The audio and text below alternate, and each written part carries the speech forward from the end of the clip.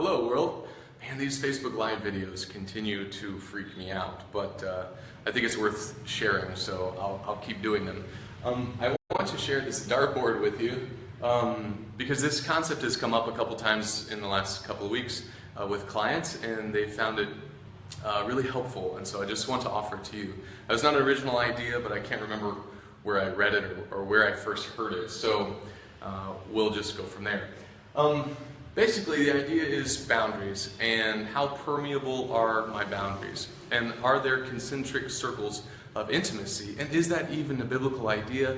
Is that Christ-like, or are we supposed to be best friends and totally open and honest with everyone? So, let me show you this in a model of Jesus' life and his relationships. He's got one close friend, John, who we know of. So we're going to start in the middle with 1 John. Peter, James, and John are 3 here. You got the disciples, 12. You have the followers of Jesus, so in the hundreds, people that were around him and that cared about his teachings, and he would have known their face probably.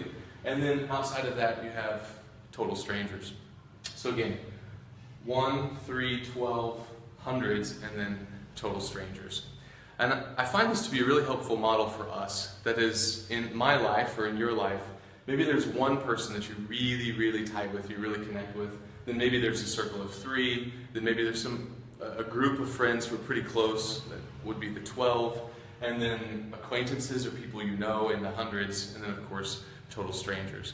And is it okay to not be fully transparent? Is it okay to not be absolutely open and honest with everybody all the time? And I think, yeah. Frankly, being open and vulnerable and honest with everybody all the time is not possible, number one. Number two, I don't think it's healthy. And number 3, it's simply not the way Jesus lived his life. So, did Jesus love everybody? Absolutely. Absolutely he did. Did he come to serve and to care about the world? Absolutely, of course. Were strangers on the boat with him, sleeping next to him? Well, no. Were strangers, or were even the 12 up on the mountain with the transfiguration? No. Who was with him in the garden? Was it strangers? No. We got to keep that in mind. So there's this dangerous idea, and it comes up sometimes in the counseling room.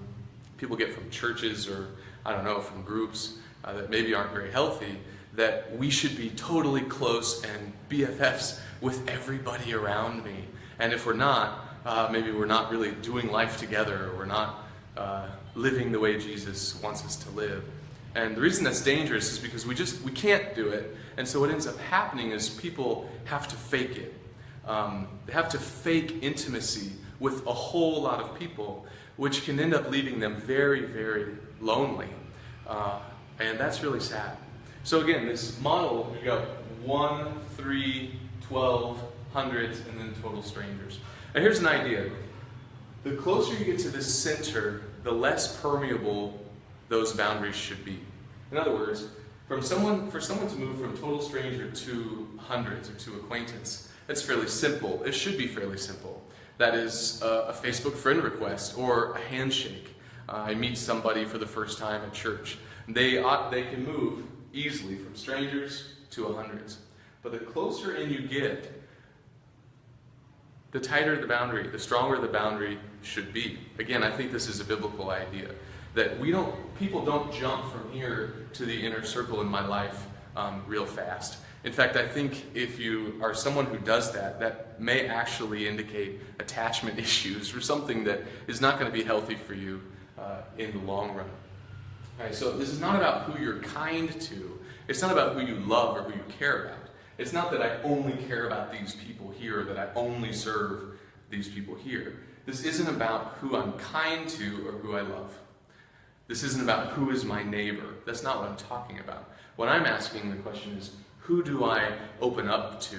Who do I share my heart and soul with? Is it everybody? Do I share all of my story with everybody because that's what Jesus would do? I don't think so.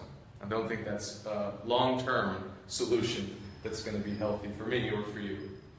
Now, the good news here is Jesus has the capacity now. Jesus has the capacity and the desire to have this kind of close relationship with everyone.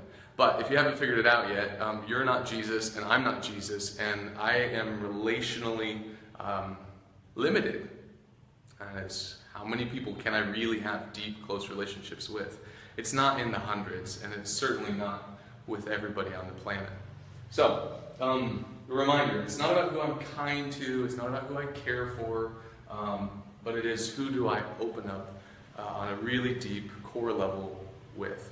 So, I encourage you to ponder who might be in these circles in your world, and how easy do you let people move in between the two. And again, if you let people sort of transport from strangers to one of your closest best friends really fast, you might need to ask why you do that and if that's healthy long term.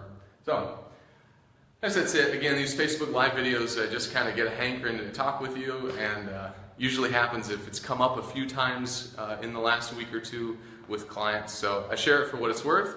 Hopefully it's helpful. If you have any questions about this stuff, feel free to drop a comment. And I guess that's it. Thanks, guys. See ya. Bye. Maybe. Bye.